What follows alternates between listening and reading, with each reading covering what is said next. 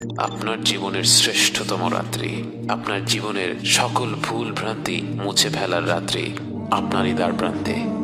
একটি রাত যা হাজার মাসের চেয়েও উত্তম, একটি রাত যা জীবন ভর ইবাদত করার চেয়েও উত্তম। লাইলাতুল কদর এমন একটি রাত যা হাজার মাস অর্থাৎ ৮৩ বছরের চাইতেও উত্তম। কত রকম ভুল ভ্রান্তিতে আমরা ডুবে আছি, অথচ আল্লাহ তাআলা আমাদের কারো জন্য লাইলাতুল কদরের মতো মহিমান্বিত রাত্রির দরজা বন্ধ করে দেননি। রাসূল সাল্লাল্লাহু আলাইহি ওয়াসাল্লাম বলেছেন, লাইলাতুল কদরকে রমাদানের শেষ 10 রাত্রিতে খোঁজো। মনে করুন একটি লটারি হচ্ছে, আপনাকে বলা হলো 1 থেকে 10 নম্বর টিকিটের মধ্যে যে কোনো একটি অবশ্যই জিতবে। আপনি কি তখন কোনো টিকিট বাদ রাখবেন?